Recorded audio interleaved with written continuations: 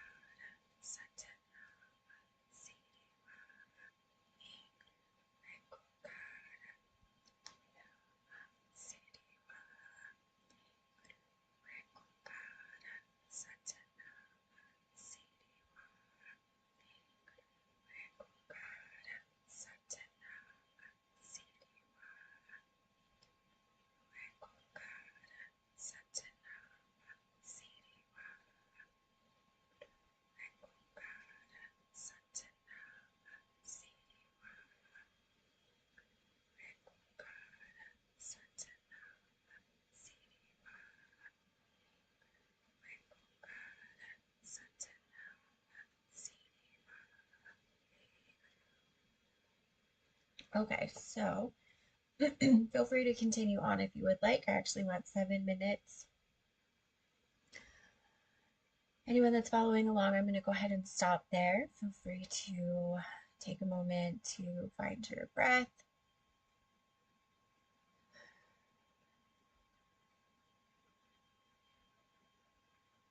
To settle into the body.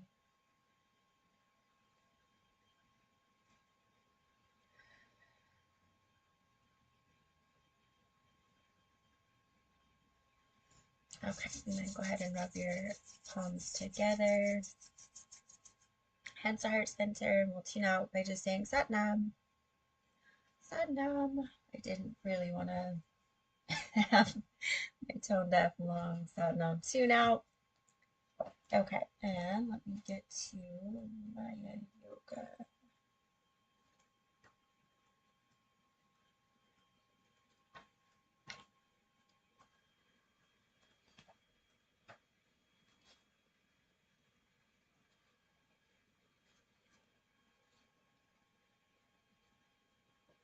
Okay, so Ekong Kaar Sat Nam Satanama Siriwaha Hey Guru. Yeah, it's so weird seeing it written out when you chant it differently, breaking it up into its different parts. Okay, so based in the Kundalini Yoga as taught by Yogi Bhajan tradition, because I don't have the other book where it gives me a broader perspective. Once I do, I'll circle back and kind of speak about it from a wider point.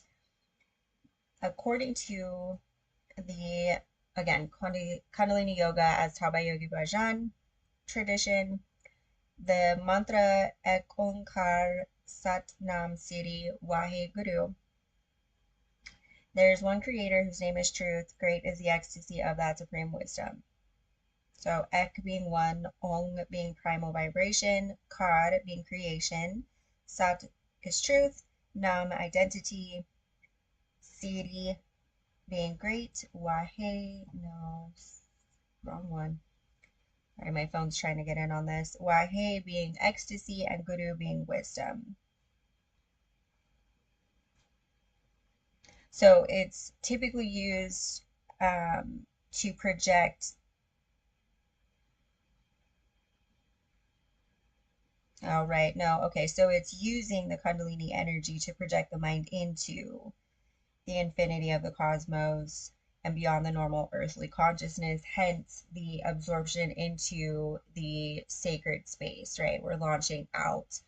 Part of what I didn't really relate to with meditation in general, regardless of the particular lineage, was I didn't like the outward projection because I felt like that's kind of always what I was doing. It was always a projection outward. So I started trying to internalize that and project to the sacred space within, right? Part of why I came to meditation was because there wasn't an inward connection. I was always, worried about outward issues or outward concerns. So once I inverted it and started focusing on the sacred space within, that really helped me connect to the mantra itself. And then luckily with Kundalini Yoga, as taught by Yogi Bhajan, there's a lot of, we're doing a lot of flexing of muscles. We're holding the root lock, we're pumping the navel. So it's hard to disconnect and launch outward, right? Because you're paying attention to, am I pumping from the navel? Am I holding the root lock? How is my breath doing? That type of thing. So it forced me to really come inward with the practice. So just a little bit about the mantra, just kind of my experience with it. I tend to forget mostly because I associate the experience I had with mantras. And I tend to forget the meaning as written, if that makes any sense. It really translates into the experience. Not that the words don't mean anything, just that's how I experience the mantras. And when I work with them, I'm remembering the experience of pumping my navel, the struggle with being able to hold both the root lock and pump, and paying attention to my breath while keeping up with the mantra. Like I remember the different levels that I've gone through. So that's kind of how it translates, which to me is not necessarily negative, just shows the progress that I've made and remembering the struggles to get there. Because once you master something, it's easy to forget all of the steps you went through in order to reach the level of mastery. So to me, it's a way to stay humble and to remember that there is there is a track to reach a certain point. So all right, well, that's my rambling about mantras and why I continue to use them and why they still work for me, and just how I keep coming back to mantras specifically, and why I've stuck with Kundalini Yoga as taught by Yogi Bhajan for Kriyas. Um, it's it's also a way to hold space for both the practice helping me along with the harm that Yogi Bhajan. Okay, well, that's all I have for you today. Thank you for joining me. I hope you found this helpful, and see you next time.